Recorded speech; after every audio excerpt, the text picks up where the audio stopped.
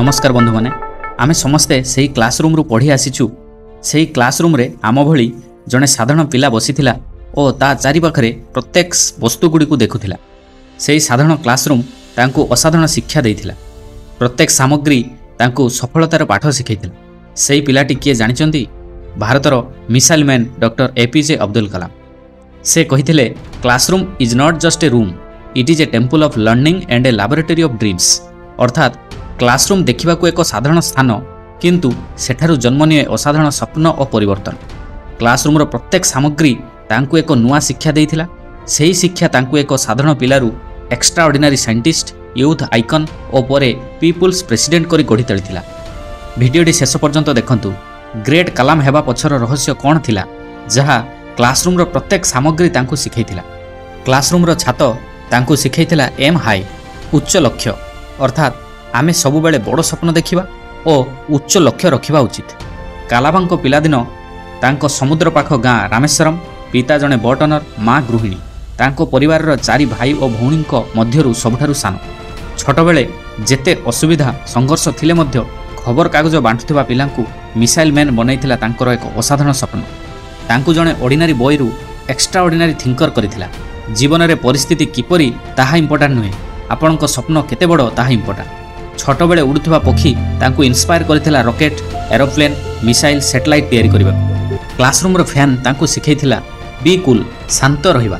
अर्थात जीवन रे केडे बड़ समस्या आसु आमे शांत और धैर्यशील रहिले समस्यार समाधान निश्चय करि परिबा। कलाम इंडियन एयरफोर्स पायलट एग्जाम रे फेलियर होइथिले किंतु से विचलित न होई शांत और धैर्य सह साइंस और टेक्नोलॉजी क्षेत्र रे तांकर कैरियर आरंभ करी महान वैज्ञानिक होई पारथिले। से कहंती heat of life can not stop you if you stay cool from inside. Bharat Kalam को केवल ज्ञान पाई नुहे, तांकर शांत और नम्रता गुण पाई मध्य सम्मान करती। क्लासरूम रो घंटा तांको शिखैथिला एव्री मिनिट इज प्रीशियस। अर्थात समय सबुठारु मूल्यवान। प्रत्येक मिनिट को सद्व्यवहार करबा ही सफलतार चाबिकाठी। कलाम सकाळ 4टारे उठी न्यूज पेपर बांटिबाकू जाउथिला, आसी कॉलेज मध्य जाउथिला। से विश्वास करती टाइम वेस्ट लाइफ वेस्ट सहित सामान। गोटे जिनिस जहाँ पुणी फेरी आसी पारिबो नाही ताहा हेउची समय। प्रतिदिन छोट प्रयास ही आमको बड़ सफलता देइथा। क्लासरूम रो मिरर तांकु शिखैथिला रिफ्लेक्ट बिफोर यू एक्ट। अर्थात कौनसी कार्य करबा आगरु भल भाबरे भाबिबा और चिंता करबा। एहा अन्य पई केते उपकार बा क्षति तार परिणाम को प्रथमे मूल्यांकन करबा।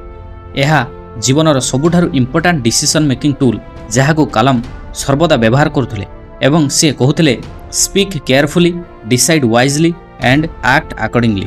अर्थात सतर्कता सहित कथा हेबा, बुद्धिमान भाव में निष्पत्ति नेबा एवं दायित्वपूर्ण भाव में कार्य करबा। कलाम एही प्रिंसिपल को तांको एक्सपेरिमेंट रे व्यवहार करथिले। विफलता को विश्लेषण करी सफलतार पथ निर्माण करथिले।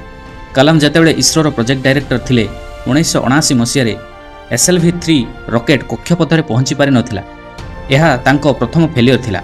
तांको अनुसार फेल कहले फर्स्ट अटेम्प्ट इन लर्निंग, शिखिबार प्रथम प्रयास। तांको विफलतारू शिखी गोटे वर्ष पर 1980 मसीह भारतीय सैटेलाइट लॉन्च व्हीकल PSLV-3 द्वारा रोहिणी सैटेलाइट को कक्षपथ पहुंचाई और परे अग्नि पृथ्वी भली मिसाइल को मध्य डेभलप करि पारथिले। क्लासरूम रो विंडोज तांको शिखैथिला सी द वर्ल्ड। अर्थात ज्ञान केवल पुस्तक रे सीमित नुहे, बाहर विश्व को देखंतु। कलाम कहते books are important but the world is the bigger book. प्रकृति, लोकमानंकर कल्चर, लोकमानंकर ज्ञान कौशल को देखंतु, सेठू अनुभव करंतु। से कहती knowledge expands when you explore. Kalam आकाश को देखुथिला और मनरे रॉकेट रो स्वप्न मध्य देखुथिला। से पक्षी मान को उड़ुथिबार देखुथिला और मनरे भारत को उच्च स्तर रे पहुंचीबार स्वप्न मध्य देखुथिला। क्लासरूम रो कैलेंडर तांको शिखैथिला be up to date. Calendar पृष्ठा सर्वदा बदलु थाए और नूतन सुजोग नहीं आसे। नुआ समय, नुआ प्रजुक्तिविद्या, नुआ ज्ञान सहित सर्वदा अपडेट रहिबा काहेकि सफलता पाई अत्यंत आवश्यक। कलाम सबुबेले साइंस और टेक्नोलॉजी रे अपडेट रहिथिले जहाँ भारत को स्पेस रिसर्च रे आगु को नैथिले। क्लासरूम रो डर तांको शिखैथिला पुश योरसेल्फ। कलाम सर्वदा कहते सक्सेस डर never offence easily, push yourself with hard work. सफलता द्वार सहजरे खोलेनी, प्रचुर प्रयास, कष्ट और उच्च अभिलाषा द्वारा निज लक्ष्य स्थल में पहुंची पारिबा। कलामक यात्रा सहज नथिला। से मध्य बहु विफलता होइछंती, समालोचनार शिकार होइछंती, रिजेक्शन, क्रिटिसिज्म और फेलियर मध्य होइछंती। किंतु କଠିନ ପରିଶ୍ରମ କରିବା କେବେ ଛାଡ଼ି ନାହାନ୍ତି। ସେ ସର୍ବଦା କହୁଥିଲେ hard work, consistency, determination these opens the doors of destiny. ଏହିଭଳି ସାଧାରଣ କ୍ଲାସରୁମ୍ର ପ୍ରତ୍ୟେକ ବସ୍ତୁ ଏପିଜେ ଅବଦୁଲ କଲାମଙ୍କ ଜୀବନରେ ସବୁଠାରୁ ମହାନ ଶିକ୍ଷା ଦେଇଥିଲା। କଲାମ ସାର୍ଙ୍କର କେଉଁ ଗୁଣ ଆପଣଙ୍କୁ ଭଲ ଲାଗେ ଓ ତାଙ୍କଠୁ ଇନ୍ସପାୟାର ହୋଇଛନ୍ତି ନିଶ୍ଚିତ କମେଣ୍ଟରେ ଜଣାଇବେ। କଲାମ ସାର୍ଙ୍କ ପାଇଁ ଏହି ଭିଡ଼ିଓଟିକୁ ଲାଇକ୍ କରନ୍ତୁ, ଫ୍ରେଣ୍ଡସ୍ ଓ ରିଲେଟିଭ୍ସମାନଙ୍କ ସହ ସେୟାର କରନ୍ତୁ। ପୁଣି ଏମିତି ଆଗାମୀ ମୋଟିଭେସନାଲ୍ ଭିଡ଼ିଓ ଦେଖିବା ପାଇଁ ଚ୍ୟାନେଲକୁ ସବସ୍କ୍ରାଇବ୍ କରନ୍ତୁ। ଧନ୍ୟବାଦ।